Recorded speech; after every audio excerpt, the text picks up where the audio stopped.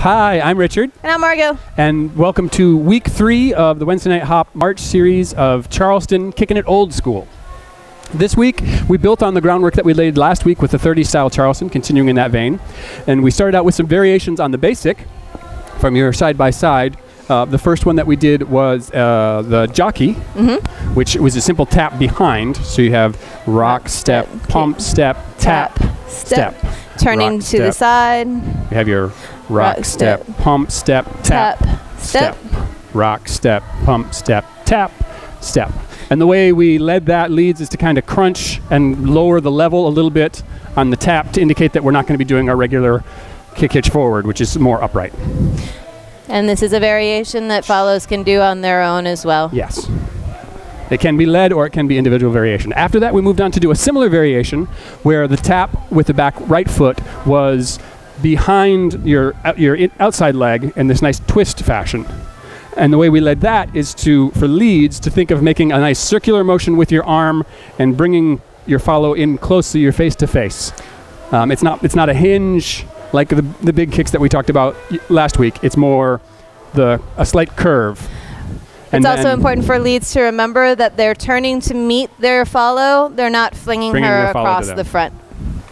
So it looks like this. You have your rock, step, kick, and tap behind, step. Rock, step, pump, step, tap behind, step. And again, important to keep a nice connection here in the back, on the follow's back. And tap. And you can lead both of these interchangeably. Tap, step, rock, step, pump, step, tap behind, step. Good. Okay. After the variations, we moved on to the big kick. Skip-ups. The variation on skip-ups. So we did skip-ups for the basic version in the second week, and in the third week, we added an outside roll-off. Yes. So if you recall from our big kicks before, we had taken the hand in the 8 count before, and we had this out and in and out and big kick, and then straight back into a rock step. Well, this week we stretched the skip-ups a little bit longer so that we could then do a roll-off and make it fit with the music. So you offer the hand, and then we have the out 1, 2, and 3, in, 4, 5, 6, 7. 1, 2, 3, 4, 5, 6, 7, 8, reconnect. 1. So the idea here, again, we talked about the importance of crouching a little bit for these kick steps so that you can do these rotating kick steps, keeping your core muscles engaged so you can keep your balance. And we practiced a little bit on your own, individually without a partner, and you can do that in any direction as you travel. So that's the feeling of it. And after we do the last big kick, where we have this big pose, we rolled off to the outside. They kick, step, kick, step, rock, step. And up to speed, it looked like this.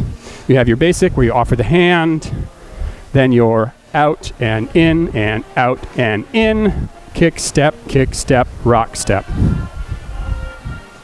That was the variation on the skip-ups that we did. And then we did a variation on the kick-throughs. We showed you basic kick-throughs in week 2, and in week 3, we added an extra rotation for the follows. And transitioned into hand-to-hand Charleston. So our basics kick-throughs started out in your basic position. We did our basic, offered the hand, put the hand to the hip to make some space, and then kicked through to the front hitch, front, back hitch, front, hitch, back hitch, front. And the transition for the leads, for the follows, is exactly the same footwork. They don't change. They keep doing this motion. Kick, hitch, kick. Kick, hitch, kick, kick, hitch, kick. To make it easy on the follows to go into hand-to-hand, leads, we do a foot fudge so that we can change our footwork. And it's a front hitch, rock, step, front hitch. Basically, it's adding in an extra 2 counts of the same pattern to get onto the same footwork as opposed to mirrored footwork. And the important things to remember is you've got your right hand on the hip and your left hand with your follow. So as you're doing this front hitch rock step, you still do that motion with the right hand to steer the follower's hip around in a circle so she kicks out.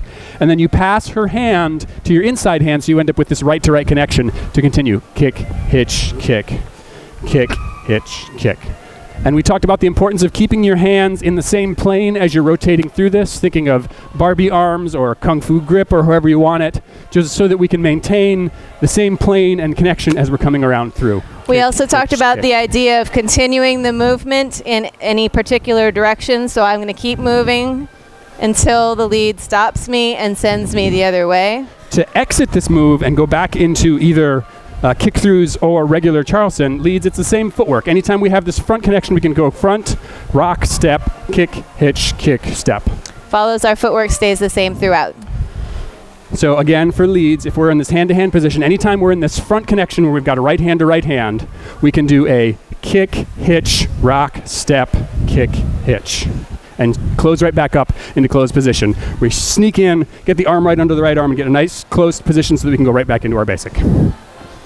And that was the class. That was week 3. Stick around. We hope you enjoyed it, and be sure to check out the recap for week 4.